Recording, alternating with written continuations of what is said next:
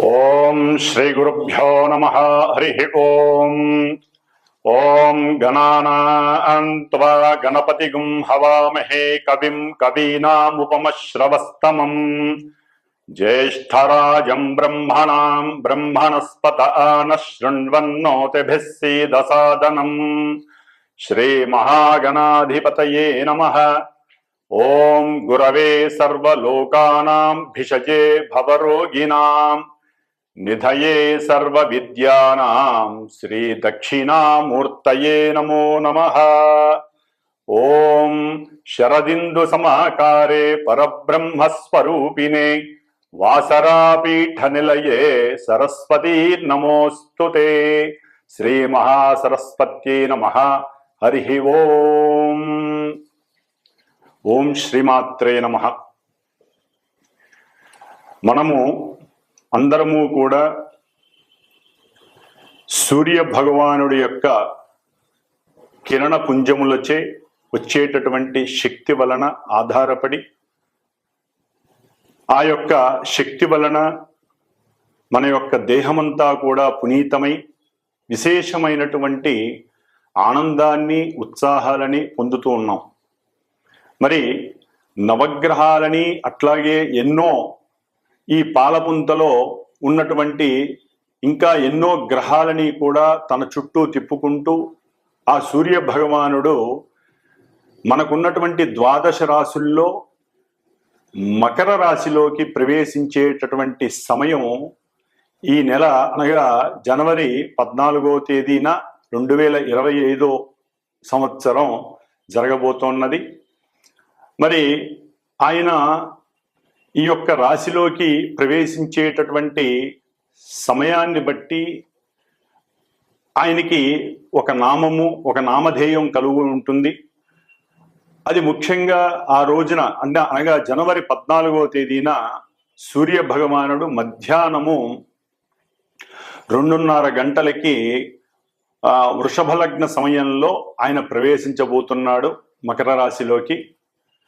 ఆ రోజున మనకి క్రోధినామ సంవత్సరం, అట్లాగే ఆ రోజు ఉత్తరాయణం మధ్యాహ్నం ప్రారంభమవుతుంది. కాబట్టి సూర్యోదయంలోనే మనకి ఉత్తరాయణ పుణ్యకాలం అనే సంకల్పంలో చెప్పుకుంటాం. ఉత్తరాయణం హేమంత ఋతువు, పుష్యమాసము, అట్లాగే బహుళ పాడ్యమి రోజున జరగబోతోన్నది. మంగళవారము వారానికి అధిష్టాన దేవత అయినటువంటి కుజుడు. కాబట్టి ఆ రోజున మకర రాశిలో ప్రవేశించేటటువంటి సూర్య భగవానుడికి మహోదరుడు అనేటటువంటి నామకరణం చేశారు పంచాంగరీత్యా. అట్లాగే మనకి ఆయన ఎన్నో రకాలైనటువంటి శిరస్సులు కలిగి ఉంటాడు, భుజాలు కలిగి ఉంటాడు. అట్లాగే తను చేసేటటువంటి స్నాన జలము కానివ్వండి, ఔషధాలు కానివ్వండి, వాటిని బట్టి ఆయన ఈసారి సంక్రాంతి పురుషుడై సింహము యొక్క వాహనముగా చేసుకొని, సింహాన్ని వాహనముగా చేసుకొని ఆయన బిండి నామధేయము కలిగినటువంటి సింహం పైన ఆయన ప్రయాణిస్తున్నాడు. కాబట్టి ఈ రవి సంక్రమణం అనేటటువంటిది మంగళవారం జరగటం కావున ఈ యొక్క కారణం చేత దొంగలకి హాని కలుగుతుంది. ఆయన మారేడు స్నానం చేయటం ద్వారా మహాభయము, వ్యాధి, దుర్భిక్షము, అట్లాగే మంగళవారం అవటం చేత ఎన్నో రకాలైనటువంటి బీభత్సాలు, ఇబ్బందులు కలుగుతాయి. ముఖ్యముగా ఈ యొక్క సంక్రాంతి పురుషుడు కరణము మరియు వారము యొక్క అధిష్టాన దేవతల మీద, ఆ యొక్క అధిపతుల మీద ఆధారపడి మన భూమి మీద నివసించేటటువంటి మానవుల మీద, ప్రకృతి మీద తన యొక్క ప్రతాపాన్ని చూపిస్తూ ఉంటాడు. కాబట్టి ఏదేమైనప్పటికీ కూడా ఈ యొక్క మకర సంక్రాంతి అందరూ కూడా సుభిక్షంగా, శుభప్రదంగా ఆచరించుకొని సమస్త గ్రహాలు విడుదల చేసేటటువంటి కాంతి కిరణాలను తనలో అన్వయించుకొని ఆయన యొక్క కిరణాల ద్వారా మనకి విశేషమైనటువంటి ఆరోగ్యాన్ని, అట్లాగే ఆయుష్ని, మనస్సంకల్ప సిద్ధిని, చైతన్యాన్ని కలుగజేసేటటువంటి ఆ సూర్య భగవానుడికి నమస్కరిస్తూ మరి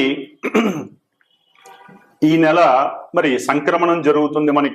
మనకందరికీ తెలిసిన విషయమే. ప్రతి నెల కూడా సూర్యుడు ఒక రాశిలో నుంచి మరి ఒక రాశిలోకి సంక్రమించేటటువంటి సమయంలో ద్వాదశ రాశుల వారికి మరి రవి, అట్లాగే బుధుడు, శుక్రుడు ఈ ముగ్గురు కూడా ప్రతి నెల కూడా 30 రోజులకు ఒకసారి సంక్రమణం చేస్తూ ఉంటారు, ఒక రాశిని వదిలి ఇంకొక రాశిలోకి. అట్లాగే ఈసారి కుజుడు కూడా మరి ఎన్నో రోజులుగా నీచత్వాన్ని బట్టి వక్రీగమన స్థితిలో ఉండి వెనుకున్నటువంటి మిథున రాశిలోకి కుజ భగవానుడు కూడా ఆయన వెళ్ళబోతున్నారు. కాబట్టి ఈ 4 గ్రహాల యొక్క మాస ఫలితాలు ఏ విధంగా ఉంటాయి, అట్లాగే మనకి తెలిసినటువంటి సంవత్సర ఫలితాలు గురు శుక్ర రాహు, గురు శని రాహుకేతువుల వలన ఏ విధంగా ఉంటాయో మరి రాసుల వారిగా మనం తెలుసుకుందాము. కాబట్టి ముందుగా ఆ సూర్య భగవానుడికి నమస్కరిస్తూ ఆరోగ్యం భాస్కరాదిచ్చేత్, అందరూ కూడా ఈ సంక్రాంతి పండుగని విశేషంగా చక్కగా ఆయనకి ప్రీతికరమైనటువంటి క్షీర పొంగలితో ఆయనకి నివేదన చేసి ప్రతి ఒక్కరూ కూడా గాయత్రి మంత్రాన్ని వినడం ద్వారా, అట్లాగే అర్హత కలిగిన వాళ్ళు గాయత్రి మంత్రాన్ని చక్కగా ఆచరించి అందులో ఉన్నటువంటి 24 మంది దేవతా శక్తులని వారు పొందవలసిందిగా, అట్లాగే మనం చేసేటటువంటి ఈ యొక్క గాయత్రి సంధ్యావందన ప్రక్రియల ద్వారా కానీ, సూర్య నమస్కారాల ద్వారా కానీ ఆ రోజున, అట్లాగే అరుణ పారాయణల ద్వారా కానీ సూర్య భగవానుడికి అత్యంతమైనటువంటి శక్తిని మనందరం కూడా ఇవ్వాలని చెప్పి, దాని ద్వారా ఆ సూర్య భగవానుడు మనందరికీ కూడా ఆరోగ్యాన్ని, ఆయుష్ని ప్రసాదించాలని మనసారా కోరుకుంటూ మరి ఈ యొక్క మాస ఫలితాలు ఏ విధంగా ఉంటాయి, జనవరి 14వ తేదీ నుండి మరలా ఫిబ్రవరి 13వ తేదీ వరకు ద్వాదశ రాశుల వారికి ఏ విధంగా ఉంటుందో తెలుసుకుందాం.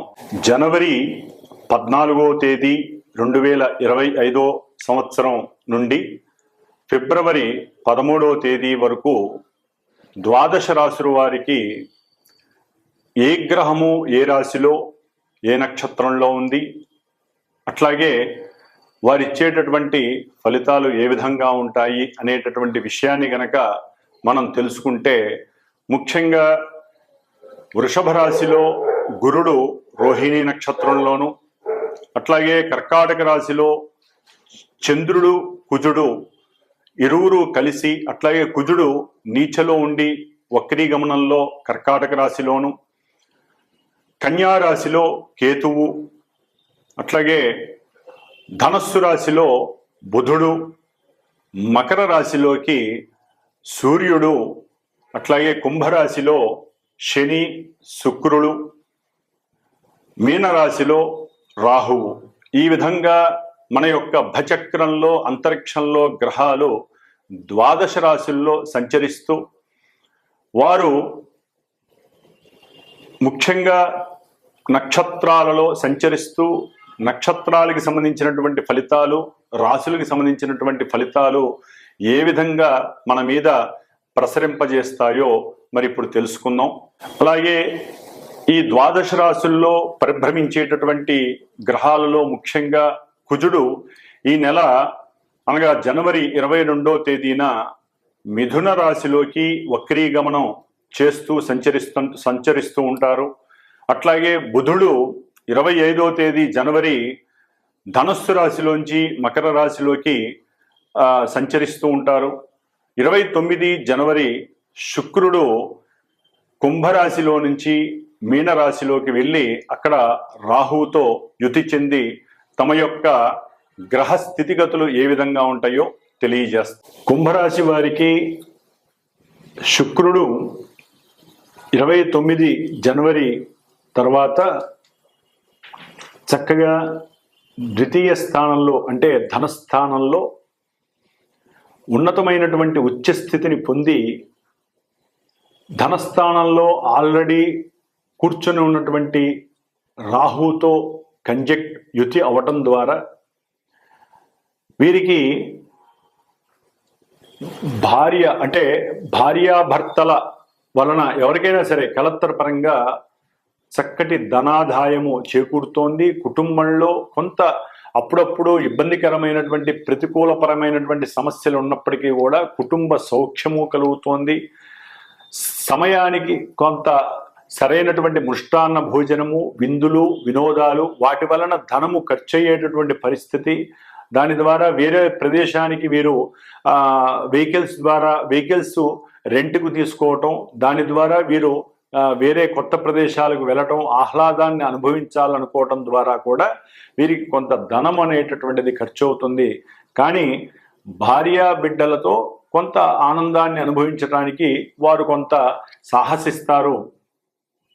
ముఖ్యంగా ఈ యొక్క కుంభరాశి వారికి పిల్లల పరంగా కొంత ఇబ్బందులు కూడా ఎదురయ్యే అవకాశాలు ఉంటాయి.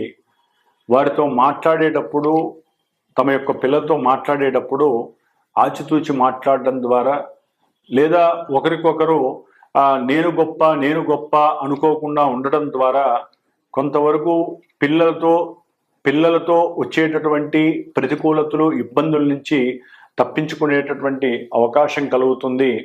లేదా ఆకస్మికంగా సంతానంతో లేదా వారు చేసేటటువంటి వృత్తిపరమైనటువంటి విషయంలో కావచ్చు, రాకపోతే పోలీస్ వ్యవస్థలకి సంబంధించినటువంటి వారితో మాట్లాడే పద్ధతుల్లో ఏదైనా వీరు అజ్ఞానంతో కనుక మాట్లాడినట్లయితే, లేదా లాయర్లతో వాగ్వాదం కనుక చేసినట్లయితే వీరు కొంత నష్టాన్ని పొందవలసినటువంటి పరిస్థితి. అట్లాగే వీరి తెలివితేటలకి కూడా ఇది ఒక పరీక్షాకాలం. ఉన్నటువంటి జ్ఞానంతో మాత్రమే మాట్లాడాలి తప్ప నాకు అన్నీ తెలుసు, నా అంతటి వాడు లేడు, నా ఆలోచన శక్తి ఒక స్టేజ్లో ఉంది అని అనుకున్నట్లయితే అది వీరికి లేనిపోయినటువంటి అంటే ఎక్కువగా సాహసించటం అని చెప్పుకోవచ్చు మనం. దాని ద్వారా లేనిపోని సమస్యలకి గురి అవకాశం ఉంటుంది.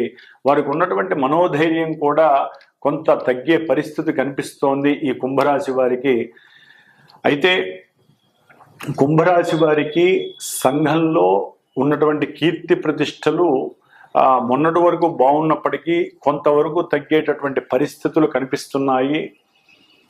ఉద్యోగ విషయాలలో వీరికి కొంత ఛాన్స్ వచ్చినట్టుగా అనిపిస్తుంది, కానీ అది జరిగేటటువంటి అవకాశం ఉండదు. ఎందుకంటే వారు ఎప్పుడైతే వారితో మాట్లాడతారో, అంటే ఉద్యోగం ఇచ్చే వారితో మాట్లాడేటటువంటి సందర్భంలో ఆ యొక్క రాజీ పడలేక వీరికి ఉన్నటువంటి జ్ఞానాన్ని అధికంగా యూజ్ చేయడం ద్వారా ఆ వచ్చేటటువంటి ఉద్యోగము అవతల వాడు ఇవ్వనటువంటి పరిస్థితి కలగటానికి, దాని ద్వారా ఉద్యోగ అవకాశం కూడా పక్కకి వెళ్ళేటటువంటి పరిస్థితి కనబడుతోంది. కాబట్టి వీరు బద్ధకాన్ని వదిలివేయటం ఒకటి, అట్లాగే తమకున్నటువంటి నాలెడ్జి ఒక స్టేజ్లో మాత్రమే దాన్ని తీసుకెళ్లటం ద్వారా కొంతవరకైనా వీరు తమ యొక్క అభీష్టాన్ని నెరవేర్చుకోవడానికి చాలా వరకు ముందుకు వెళ్ళేటటువంటి పరిస్థితి కనబడుతోంది. అట్లాగే వీరు ఏదైనా గృహపరంగా కానివ్వండి, లేకపోతే వారి దగ్గర ఉన్నటువంటి పూర్వ ఆస్తుల వలన కానివ్వండి, వారికి ఏదైనా ఒక పూర్వపు ఆస్తులకి సంబంధించినటువంటి పత్రాలు దొరకడం ద్వారా వీరికి కొంత లాభకరమైనటువంటి పరిస్థితి కనపడుతోంది. అట్లాగే వీరు మత ప్రచారాల పరంగా కానివ్వండి, లేకపోతే దేవాలయ వ్యవస్థల ద్వారా కానివ్వండి, మాట్లాడేటప్పుడు కొంత ఒళ్ళు దగ్గర పెట్టుకోకపోతే వీరికి లేనిపోయినటువంటి కేసుల్లో ఇరుక్కునేటటువంటి పరిస్థితులు కలుగుతాయి. ఆగమ్య గోచరంగా ఉంటుంది పరిస్థితి కుంభరాశి వారికి. ఎందుకంటే సంతానపరంగా మాత్రం ప్రతికూలత్వం చాలా చాలా ఎక్కువగా కనబడుతుంది. కాబట్టి వీరు చాలా జాగ్రత్తగా ఉండాల్సినటువంటి పరిస్థితి. ముఖ్యంగా చక్కటి ధనాదాయం కలిగేటటువంటి పరిస్థితి అయితే వీరికి కనబడుతుంది. ఆకస్మికంగానే లభిస్తుంది ఆ ధనాదాయం కూడా. అట్లాగే చేసేటటువంటి వృత్తి ఉద్యోగం, ముఖ్యంగా ఉద్యోగ విషయంలో కూడా అనుకోకుండా కలిగేటటువంటి ఇబ్బందులు, దానివల్ల పడేటటువంటి మానసిక క్షోభ, డిసప్పాయింట్మెంటు, ఇవన్నీ కూడా పడేటటువంటి పరిస్థితి కుంభరాశి వారికి కనబడుతోంది. కాబట్టి సరైనటువంటి ఆలోచన శక్తి, మీకున్నటువంటి పూర్వజన్మ కృతం వలన, ఈ జన్మలో మీరు మాట్లాడే మాట వలన చక్కగా సంఘంలో కీర్తి ప్రతిష్టలు పెంపొందించుకోవచ్చు. పెద్ద పెద్ద వ్యక్తులతో, పారిశ్రామికవేత్తలతో, వ్యాపారవేత్తలతో మాట్లాడే అవకాశం కలుగుతుంది. దాని ద్వారా కూడా మీకు కొంత లాభపడేటటువంటి పరిస్థితి కనబడుతోంది.